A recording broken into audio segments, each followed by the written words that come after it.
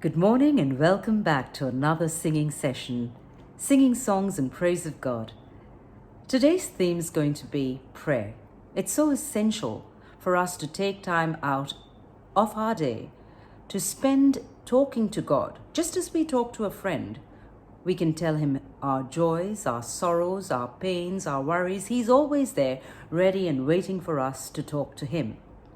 The first song that we're going to sing was written by William Walford. Now, for all intents and purposes, he would have been considered quite useless because in those days, a blind man couldn't do much.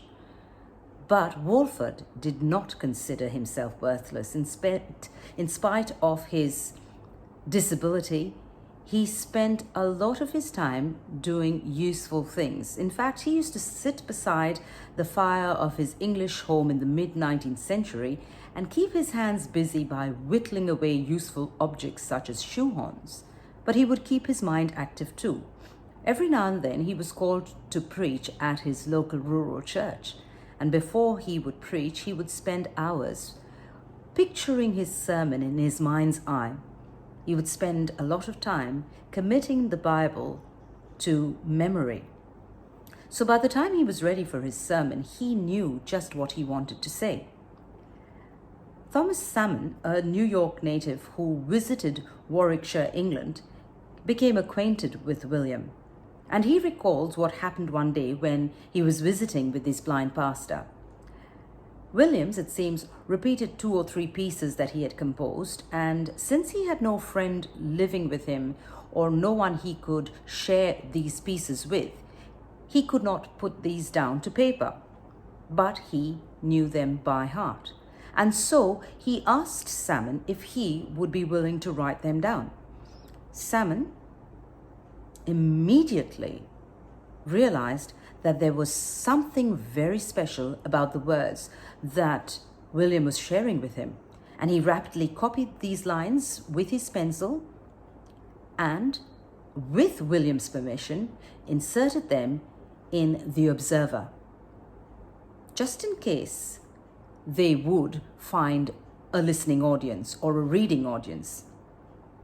Williams himself was not very sure that they would be worthy of preservation, but obviously the Observer did consider them worthy because they published the words on 13th September 1845, and that insertion in the Observer went on to become the much loved hymn that we're going to sing now.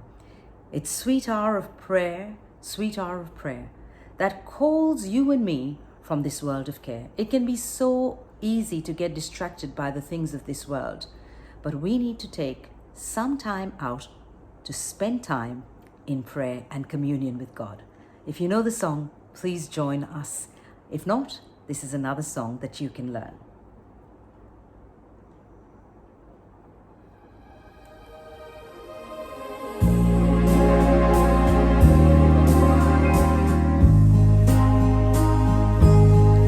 Sweet hour of prayer, sweet hour of prayer, that calls me from a world of care and bids me at my Father's throne, make all my wants and wishes known. In seasons of distress and grief, my soul has often found relief and oft escaped the tempter's snare by thy return.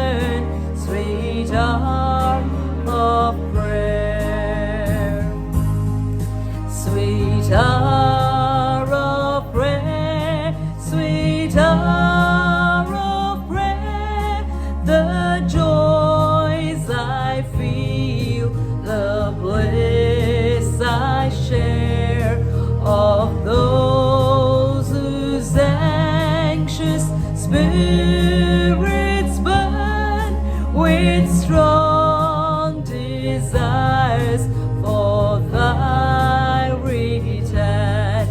With such I hasten to the place where God my Savior shows his face, and gladly take my station there and wait for thee, sweet hour of prayer.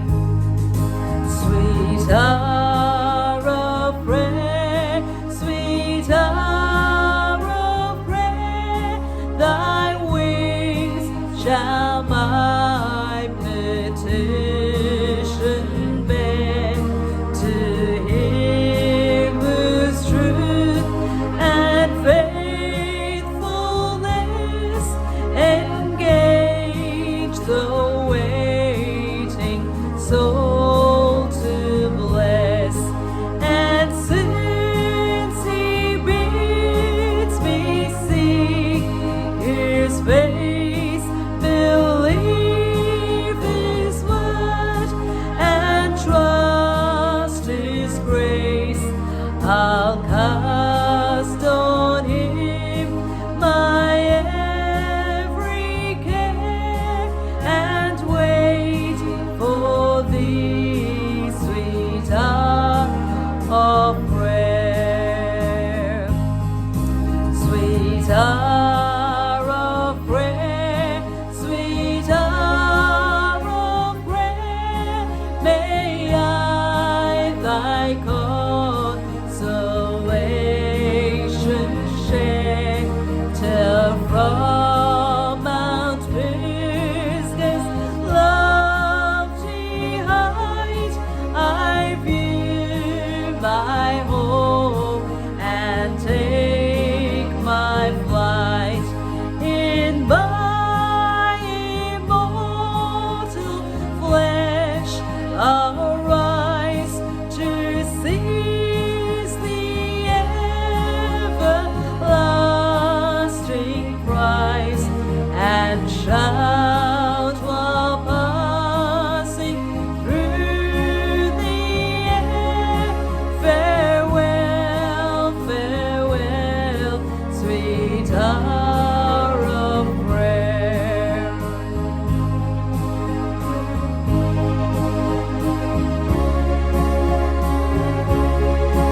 Farewell, farewell, sweet hour of prayer.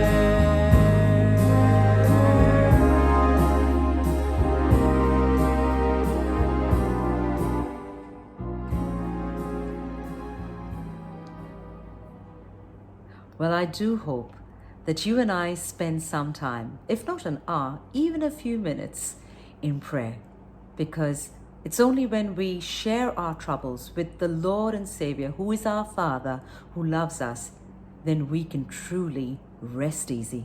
So take care, and God bless.